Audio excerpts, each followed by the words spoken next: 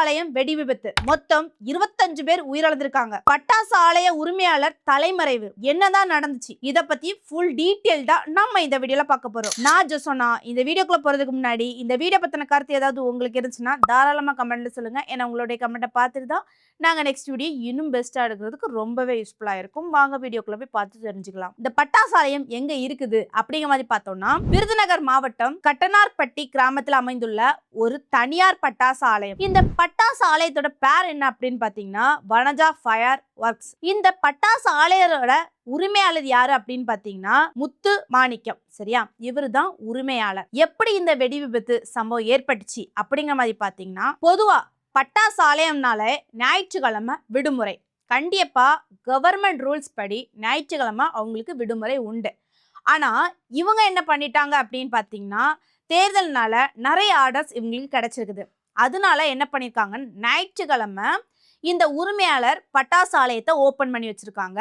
அதனால அங்க வந்து வேலை பார்க்குறவங்க நிறைய பேர் வந்திருக்காங்க. பெண்கள் ஆண்கள் எல்லாருமே வந்து வேலைக்கு போயிருக்காங்க. சரியா, ஆனா இதுல அதிகமா யார் வந்து வேலை பார்க்குறாங்க அப்படின்னு பாத்தீங்கன்னா பெண்கள் தான் இந்த பட்டாசு ஆலயத்துல வந்து வேலை பார்க்குறாங்க. குறிப்பிட்ட ஆண்கள் மட்டும் தான் வேலை பார்க்குறாங்க. சரியா, எப்பவும் போல இவங்க எல்லாருமே வேலை பார்த்துட்டு இருந்திருக்காங்க.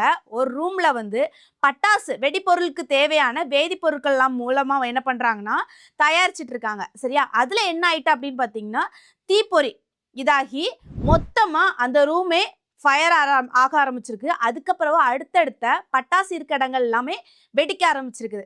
சரி, அக்கம் பக்கத்துக்கு எப்படி கேட்டிருக்கு அப்படின்னு பாத்தீங்கன்னா ஒரு பயங்கரமான வெடி சத்தம் கேட்டிருக்குது. இவங்க எல்லாருமே என்ன பண்ணிருக்காங்க, அக்கம் பக்கத்துல பயந்துட்டாங்க. என்னதான் நடந்துச்சு அப்படிங்கிற மாதிரி புரியாம நின்றுருக்காங்க.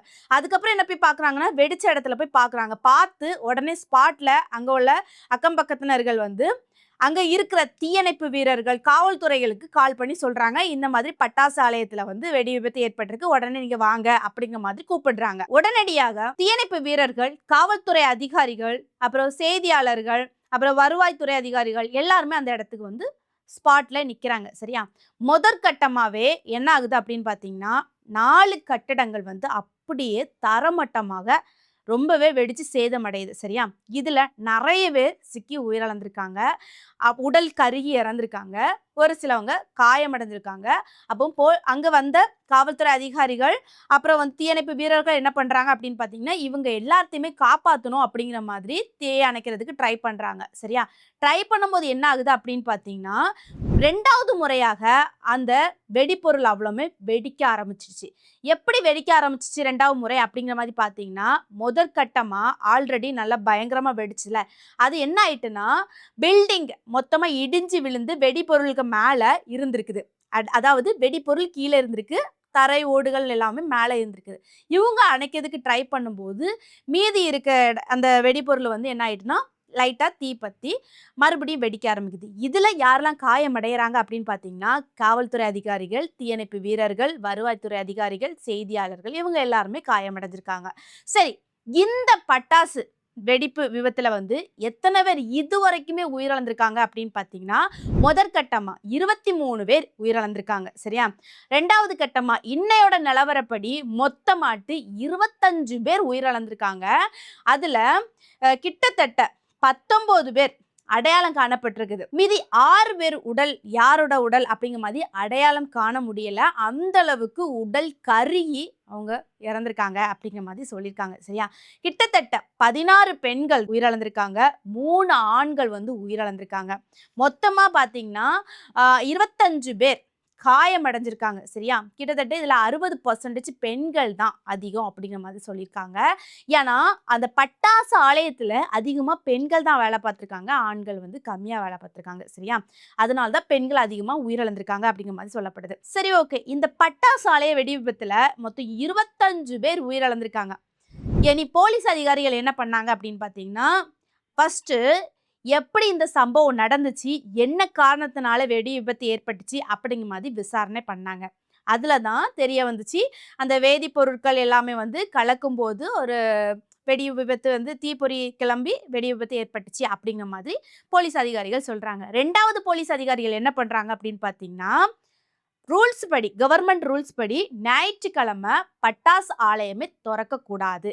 ஆனா இந்த முத்து மாணிக்கம் வந்து என்ன பண்ணிட்டாரு அப்படின்னு பார்த்தீங்கன்னா, பட்டாசு ஆலயம் திறந்து வச்சார்ல, அதனால தான் இந்த அசம்பாவிதம் ஏற்பட்டிருக்கு. இப்போ போலீஸ் அதிகாரி என்ன பண்றாங்க அப்படின்னு பார்த்தீங்கன்னா, இந்த உரிமையாளர் பட்டாசு ஆலயத்தோட உரிமையாளர வலை வீசி தேடிட்டு வராங்க.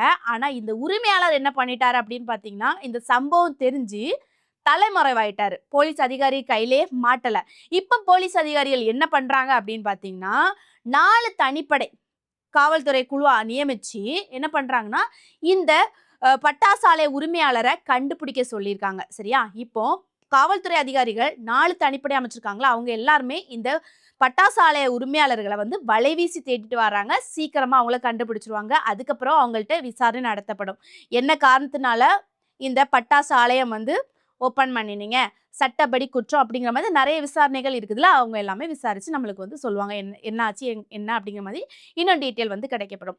இன்னும் 25 பேர் காயமடைஞ்சிருக்காங்களா, அவங்க எல்லாத்துக்குமே தீவிர சிகிச்சை கொடுக்கப்பட்டு தான் இருக்குது. சரி, இந்த பட்டாசு ஆலயம் வெடிச்சதுல யாரெல்லாம் இதுவரைக்கும் இரங்கல் தெரிவிச்சிருக்காங்க, அவங்க என்னதான் சொல்லியிருக்காங்க அப்படிங்கிற மாதிரி நம்ம பார்ப்போம். முதல்ல முதலமைச்சர் மு.க. ஸ்டாலின் வந்து இரங்கல் தெரிவிச்சிருக்காங்க. என்ன சொல்லியிருக்காங்க அப்படிங்கிற மாதிரி பார்ப்போம். விருதுநகர் மாவட்டம் கட்டனார்பட்டி பட்டாசு ஆலை விபத்தில் தொழிலாளிகள் உயிரிழந்த செய்தி கேட்டு மிகுந்த வேதனை அடைந்தேன் என்று கூறியிருக்கிறாரு. அது மட்டும் இல்லாம என்ன சொல்லியிருக்காங்கன்னா, உயிரிழந்தவர்கள் குடும்பங்களுக்கு தலா 3 லட்சம் ரூபாய் நிவாரண நிதி அறிவித்திருக்காரு. காயமடைந்தவங்களுக்கு தலா 1 லட்சம் ரூபாய் வழங்கப்படும் அப்படிங்கிற மாதிரி சொல்லியிருக்காங்க. அமைச்சர்கள் KKSSR ராமச்சந்திரன் மற்றும் தங்கம் தென்னரசு ஆகியோர் வந்து உடனடியாக சம்பவ இடத்துக்கு சென்று மீட்பு பணிகளை துரிதப்படுத்தவும் பாதிக்கப்பட்ட குடும்பங்களுக்கு ஆறுதல் அவர் வந்து சொல்லியிருக்காரு. அடுத்ததா யார் இரங்கல் தெரிவிச்சிருக்காங்க அப்படின்னு பார்த்தீங்கன்னா, குடியரசுத் தலைவர் திரௌபதி முர்மு விருதுநகர் பட்டாசு ஆலை வெடி விபத்தில் பல உயிரிழப்புகள் ஏற்பட்டிருப்பது அறிந்தும் மிக வருத்தமடைந்தேன். உயிரிழந்தவர்கள் குடும்பத்தினருக்கு எனது ஆழ்ந்த இரங்கலை தெரிவித்துக் கொள்கிறேன். காயமடைந்தவர்கள் விரைவில் குணமடைய பிரார்த்திக்கிறேன் அவர் அப்படிங்கிற மாதிரி சமூக வலைதளத்துல பதிவிட்டிருக்காங்க.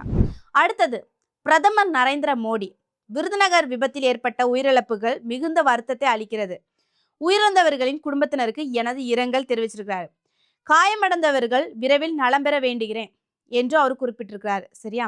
அது மட்டும் இல்லாம தேசிய நிவாரண நிதியிலிருந்து BMNRF உயிரிழந்தவர்கள் குடும்பத்திற்கு தலா 2 லட்சம் ரூபாய் மற்றும் காயமடைந்தவர்களுக்கு தலா 50,000 ரூபாய் நிவாரணம் வழங்கப்படும் அப்படிங்கிற மாதிரி அறிவிப்பு கொடுத்திருக்கிறாரு.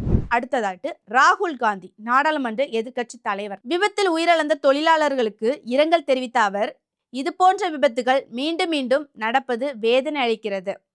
பட்டாசு ஆலைகளின் பாதுகாப்பு விதிமுறைகளை அரசும் இன்னும் கடுமையாக்க வேண்டும் என அவர் வந்து கோரிக்கை கொடுத்திருக்காரு. அடுத்ததாட்டு எடப்பாடி பழனிசாமி அதிமுக பொதுச் செயலாளர் அவர் என்ன சொல்லியிருக்காருன்னா, உயிரிழந்தவரின் குடும்பங்களுக்கு எனது ஆழ்ந்த இரங்கலை தெரிவித்துக் கொள்கிறேன். பட்டாசு ஆலைகளின் தொடர்ந்து இது போன்ற விபத்துகள் நடப்பது தமிழக அரசின் மெத்தன போக்கையை காட்டுகிறது. பாதுகாப்பு தணிக்கைகளை அரசு முறையாக செய்ய வேண்டும் என்று அவர் வந்து கண்டனம் தெரிவிச்சிருக்கிறாரு. அடுத்ததாட்டு பிற தலைவர்கள் யாரெல்லாம்னா, பாஜக அண்ணாமலை, அவரை பாமக நிறுவனர் டாக்டர் ராமதாஸ், மதிமுக பொதுச் செயலாளர் வைகோ, அப்புறம் வந்து குறிப்பா தமிழக வெற்றி கழக தலைவர் விஜய் அவர்கள், இவங்க எல்லாருமே என்ன பண்ணியிருக்காங்கன்னா இரங்கல் தெரிவிச்சிருக்காங்க.